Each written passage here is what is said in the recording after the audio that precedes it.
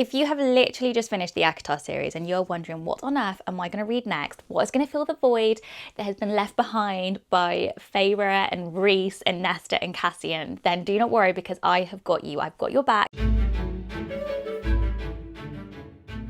So my number one recommendation for the book to read straight after ACOTAR is Fourth Wing by Rebecca Yarros. Now, if you watched my Beginner's Guide to Fantasy Romance video, then you will know that this is actually the book that I recommend that you actually start your fantasy romance journey on, because I feel like it is such a good step into the genre. So if you have already read this series, then skip ahead to the next recommendation. But if you started with ACOTAR and you haven't read Fourth Wing, then keep on listening, because when I tell you that this helped me so much with my ACOTAR slump, I was hooked on this book from the first chapter. This is very different to ACOTAR. There's no fae, we have dragons. Now, if you'd have told me that I'd read these books and want to be a dragon rider by the end of it, I would have been like, what on earth are you talking about? But it's true, you will literally wish that you were a dragon rider. Currently 2 books within the series. There is a third one coming out very, very soon. In fact, by the time this video has gone live, the third one will probably already be out. So that's very exciting. It's based around a war college where students are learning to be dragon riders. And the story follows Violet, who has been entered into this war college by her mum, who is a general, has been forced into the dragon rider college, even though she wanted to become a scribe, and she's very petite. She has a lot against her, and it's basically her journey through her first year at this incredibly deadly war college.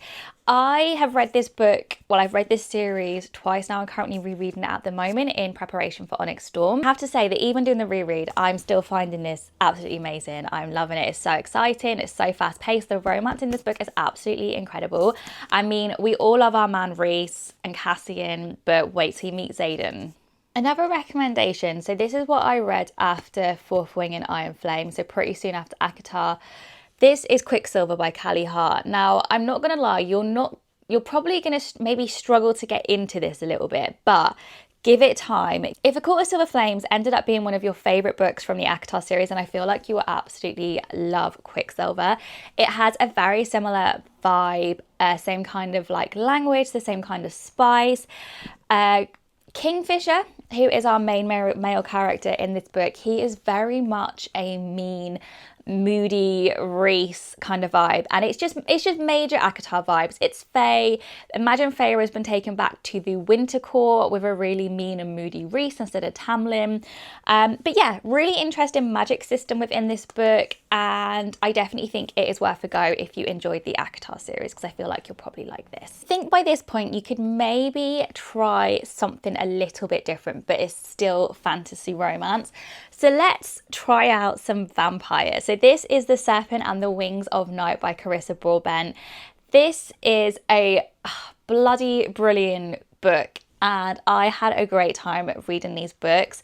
There is 3 books within this kind of world. 2 books are focused on the 2 main characters from this book, and the 3rd book, which I haven't read yet, is based on another character. But this was just such a delight to read. It's really fast paced. It's really easy to get into. There's not a huge amount of world building. So I feel like it's great if you are new to the fantasy romance genre.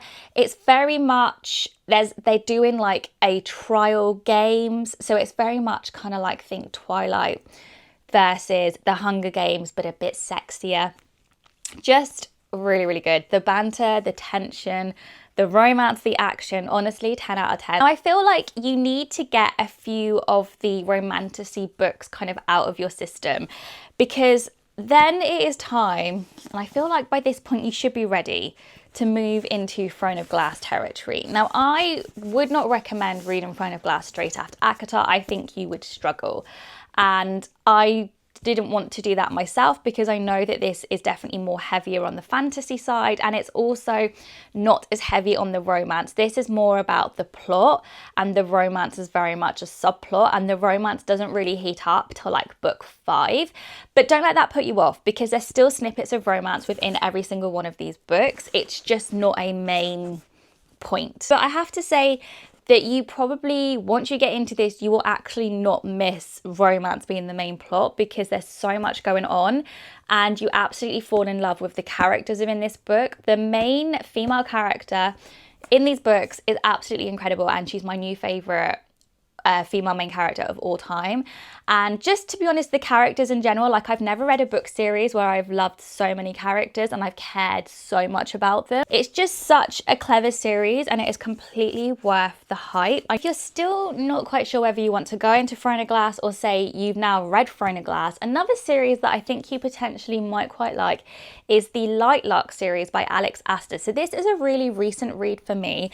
Now this is definitely not going to be for everyone, and I feel like this book series has so many mixed views online. I feel like it's very Marmite. You either love it or you hate it. Now I personally really enjoyed this series. Now I'm not going to lie, you may have already worked this out, I'm not sure, but I'm quite a basic bitch when it comes to my reading. I am pretty easily pleased. I don't really overthink a lot when I'm reading books, and I don't really notice. I think a book has to be really, really terrible for me to even not finish this. I definitely think I prefer the lighter side of fantasy. I have tried dabbling in some darker fantasy romance books and they're just not for me. I definitely prefer the lighter romance side of things. Now this is kind of aimed at a younger audience. It is technically classed as young adult, so it is a bit tamer than the books we've been reading.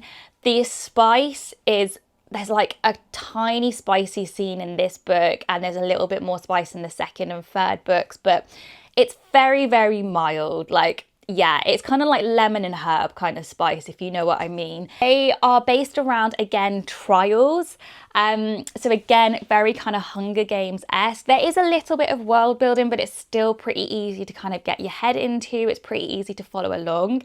And there's quite a big kind of romance plot within these books, which is why I'm recommending them. There's like a love triangle, and one of the fellas from the love triangle just gives me major kind of Rhys / kind of Xaden vibe. Now, here's a standalone book that I feel like my fellow ACOTAR girlies are gonna love. So this is Metal Slinger by Rachel Snyder. It's on Kindle Unlimited.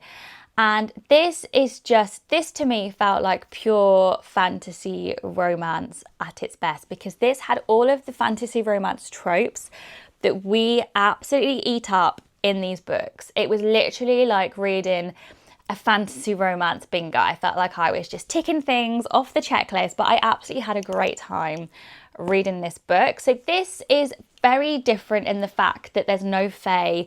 It's a kind of a different kind of world.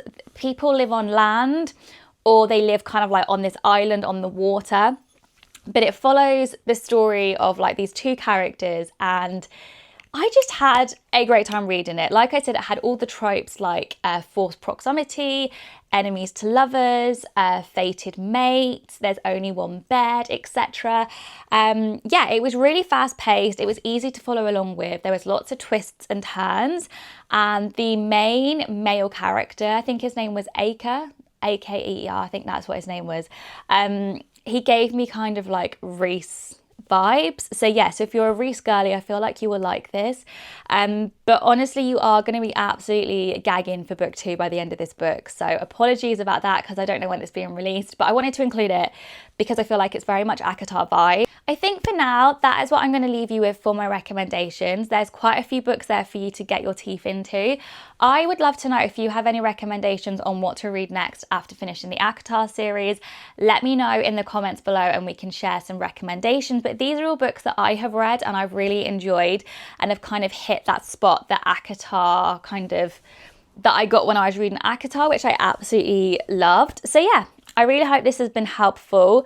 And if all else fails, just go back to the beginning and reread them. I cannot wait to do an ACOTAR reread. I'm kind of saving myself. I mean, who knows when they're going to finally announce book 6, but I think when they announce book 6, whenever that will be, either this year, next year, I'm going to do a reread and I can't bloody wait. But yeah, let me know your recommendations. If you enjoyed this video, please do give it a thumbs up. And please do subscribe to my channel for lots more books videos coming out very, very soon. But thank you all so much for watching. I hope you'll have a really good day.